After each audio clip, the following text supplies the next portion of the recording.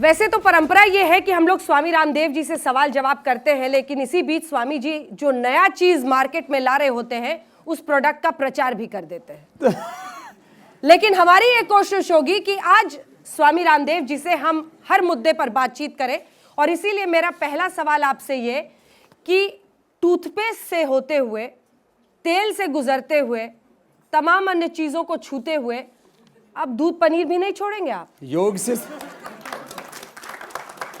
योग करते करते जब आप कपालभाति, अनुलोम विलोम, सूर्य नमस्कार करते हैं और पसीना बहाते हैं तो खाने के लिए भी तो अच्छा चाहिए। तो हमने कहा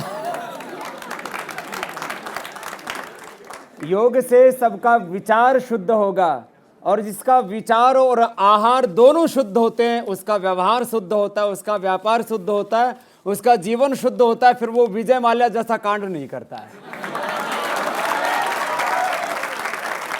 ये जितनी भी गड़बड़ घोटाला दिख रहा है ये आहार और विचार की गंदगी के कारण से हो रहा है। इसलिए हमने कहा आहार भी शुद्ध हो, विचार भी शुद्ध हो। आपका पनीर खा के देश में अब कोई विजय माल्या नहीं होगा।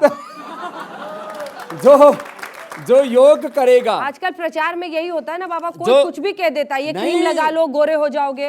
वैसे आप कह रहे हैं ये पनीर खा लो विजय माल्या नहीं होगा। देखो मैं कह रहा हूं जो योग करेगा तो उसका विचार, उसका जीवन, उसकी सोच, उसकी दृष्टि, उसका नॉलेज, इमोशन, एक्शन, वो उसमें परफेक्शन होगा। ये तो जो फैक्ट है उसके आधार पर मैं बात कर रहा हूं।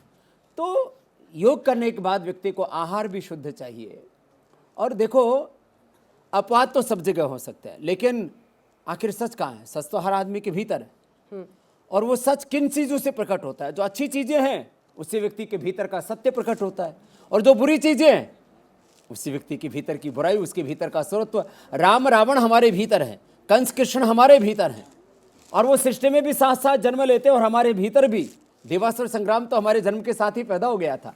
लेकिन आज हमने दूध मदर डेयरी से और अमूल से 2 रुपये सस्ता, दही हमने 10 रुपये सस्ता मैंने कहा था ना आपको शुरू में,